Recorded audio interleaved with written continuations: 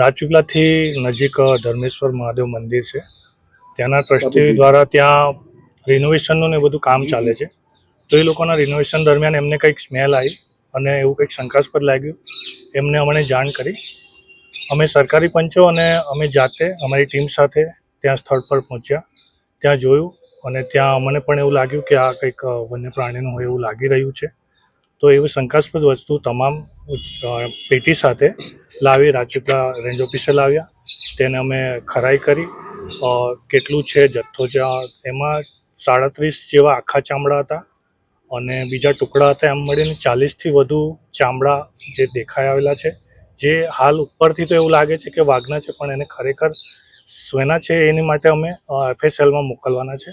એની સાથે સાથે 133 જેવા નખ પણ મળ્યા છે. એ પણ સાચા છે કે ખોટા એ પણ અમે ખરાઈ કરી રહ્યા છે.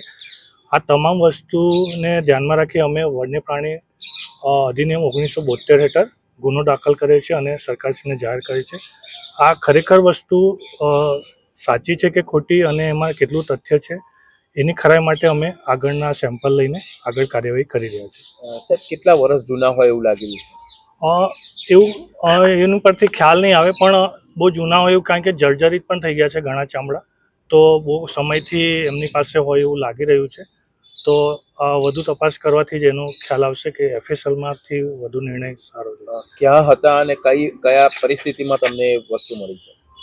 એ ચામડા એ જે મહારાજ રહેતા હતા, એ મહારાજના જે રહેઠાણ હતું એ પણ મકાન પણ 90 વર્ષ અંદાજ એવું કહેવામાં આવે છે કે 90 વર્ષ જૂનું એમનું મકાન હતું. એમાં ઉપરના ફ્લોર ઉપર હતા અને એક પેટી હતી પતળાની.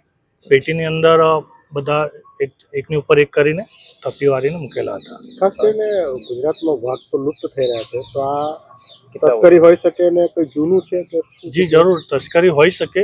બહુ જૂનું છે. મહારાજની ઉંમર પણ 1926માં એમનો જન્મ હતો, તો 95 વર્ષે એમની ડેથ થઈ હતી. અને એ જ્યાં રહેતા હતા ત્યાંથી મળ્યું છે, એટલે ઘણું જૂનું છે એવું કહી શકાય.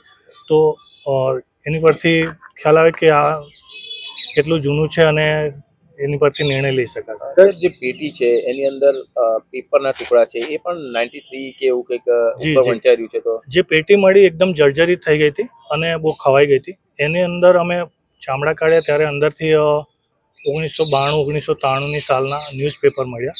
તો એની પરથી એવું અમે થોડો અંદાજ મારી શકીએ કે આ ચામડા 33 વર્ષ, જે આજની 2025-26 સુધી ગણીએ તો 33 વર્ષ સુધી તો મહારાજ પાસે કે એ પેટીમાં હતા એવું માની શકીએ.